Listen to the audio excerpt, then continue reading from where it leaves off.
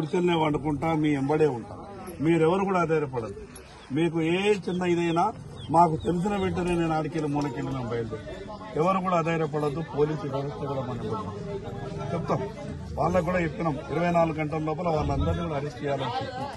చిన్నపిల్లల్ని తీసుకుంటారా చిన్నపిల్లలు ఈ మాట వినేదే లేదు. మనం రేపు అన్ని హిందువులు తరలి రావాలి జైలుకి. హిందువులు ఎవరు ఉన్నా అన్ని జైలుకి రావాలి రేపు. అన్నా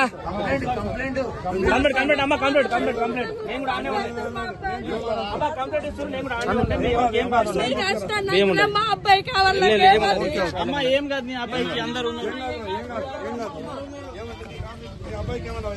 భయపడుతుండు సార్. ఏమని చూస్తే చూస్తే నరకేసిపోతే పంపించాయి సార్ మా అబ్బాయిని.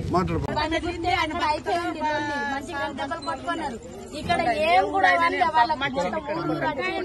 పిల్లలు దొరుకుతే చచ్చిపోవు, మేము దొరుకుతే చచ్చిపోవు. అంతగానం దాడి చేస్తారు.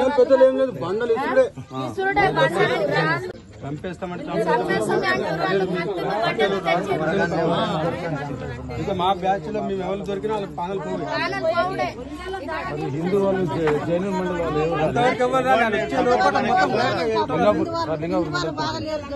ఇప్పుడు వెళ్ళొద్దా సార్? మేము మరి మా ఊళ్ళకు మేము పని చేసుకొని తినొద్దా? వాళ్ళకి భయపట్టి ఉండాలా? డోర్లు వేసి పిల్లగాళ్ళని పెట్టంగా డోర్లు గుద్దుతుండ్రు, డోర్లను తన్నుతుండ్రు, మొగ్రాలతో ఇట్లా బండాలతో కొడుతుండ్రు. మరి పోలీస్ లేకుండా అమ్మా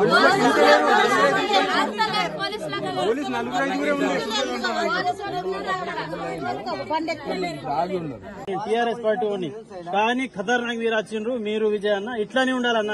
డబ్బులు సంపాదన లైట్ ఉన్నది. ఓకే అన్న, ధన్యవాదాలు అన్న. మీకు బూట్లతో ఇట్లా ఉండాలా? మనం కూడా గట్టి మాట్లాడము. లాస్ట్ ఒకసారి మాట్లాడదు. కట్టెలతో గుద్దేసిండ్రు.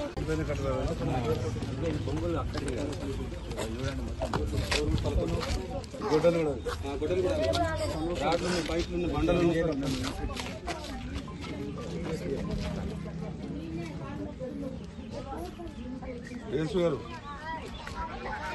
నమస్తే. డేస్ గారు సార్ చెప్పండి. బాగున్నా.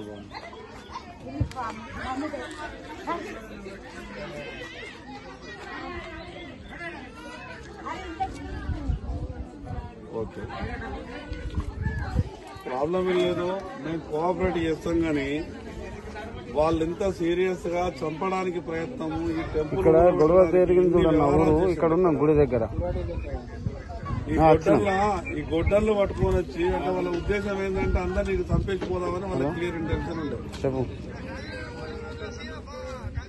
గ్రామం నుండి రాష్ట్ర డీజీపీ గారికి చెప్పదలుచుకున్నాం.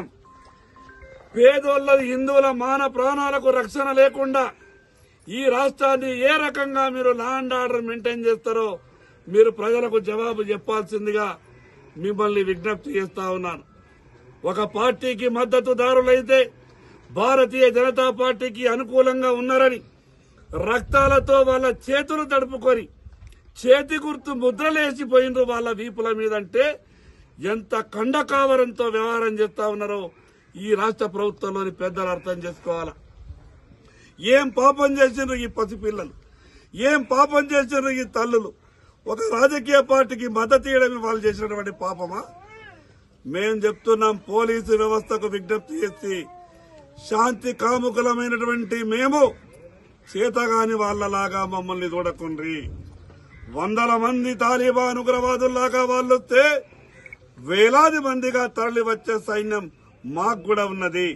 కానీ చట్టాన్ని గౌరవించే వాళ్ళం, చట్టాన్ని ఎప్పుడు కూడా కాపాడాలన్న ఉద్దేశంతోనే, లా అండ్ ఆర్డర్ కు ఎక్కడా కూడా ఇబ్బంది కలగద్దన్న ఉద్దేశంతోనే తప్పులు జరిగితే మేం పోలీస్ స్టేషన్ ని ఆశ్రయిస్తాం. కానీ ఎదుటి వాళ్ళు ఏ చిన్న తప్పు జరిగినా చట్టం వాళ్ళ చేతుల్లోకి తీసుకొని 100 మంది మారణాయుధాలతో దాడులు చేసేటటువంటి పరిస్థితి వచ్చిందంటే మరి పేదోళ్ల ప్రాణాలకు మానాలకు ఈ రాష్ట్ర ప్రభుత్వం రక్షణ ఇవ్వకుంటే పక్కనున్నటువంటి రాష్ట్ర ప్రభుత్వం రక్షణ ఇస్తుందా? ఈ రాష్ట్ర ముఖ్యమంత్రి గారు, రాష్ట్ర డీజీపీ గారు సమాధానం చెప్పాలా. ఏజెన్సీ ప్రాంతంలో పనిచేసుకుని బతికేటటువంటి వీళ్లకు ఈ అల్లరి మూకలు చేసినటువంటి భయభ్రాంతుల వ్యవహారం వల్ల ప్రాణాలు బిక్కుబిక్కంటూ ఏ రాత్రికి మళ్ళీ వస్తారో, ఏ రాత్రికి మళ్లీ దాడులు చేస్తారో అని వాళ్ళు ఏడుస్తూ మాట్లాడుతున్నటువంటి తీరు చూస్తే మానవత్వం ఉన్నటువంటి మనిషి చెల్లించక తప్పదు. బాధితుల తరఫున ఈ ప్రభుత్వాన్ని డిమాండ్ చేస్తున్నాం. 24 గంటల లోపల ఏ నిందితులైతే వాళ్ళు ఎవరైతే ఆఫ్ఘనిస్తాన్ ఉగ్రవాదుల తీరొచ్చి దాడి చేసినటువంటి వ్యక్తులు ఉన్నారో వాళ్ళందరి మీద చర్యలు జరగాల. లేకుంటే 24 గంటల సమయం తర్వాత జరిగేటటువంటి విషయాలకు మేం బాధ్యులు కామని వ్యవస్థకు చెప్పదలుచుకున్నాం. స్వయాన రేపు డీజీపీ గారు ఈ గ్రామాన్ని సందర్శించాల. జరిగినటువంటి వాస్తవాల మీద పూర్తిగా విచారణ జరపాల. దీని మీద మేం కూడా వెంటనే ఎస్సీ ఎస్టీ కమిషన్ కు అప్రోచ్ అవుతున్నాం. బీసీ కమిషన్ కు కంప్లైంట్ చేస్తున్నాం. ఈ 3 నుంచి 4 రోజుల లోపల SC ST commission chairman, BC commission chairman కూడా ఇక్కడ న్యాయ విచారణ చేయాల్సిందిగా మేము విజ్ఞప్తి చేస్తాం. కానీ అంతకన్నా ముందే ఈ రాష్ట్ర ప్రభుత్వం మేల్కొనాలా. జరిగినటువంటి దాడులు ఏ రకంగా జరిగినాయి, ఎందుకు ఆ రకంగా చేసిండ్రు, ఎవరి ప్రోత్సాహం వల్ల జరిగింది, బాధితులకు వెంటనే న్యాయం జరిగే విధంగా ప్రభుత్వం చర్యలు తీసుకోవాలని బాధితుల తరఫున డిమాండ్ చేస్తున్నాం.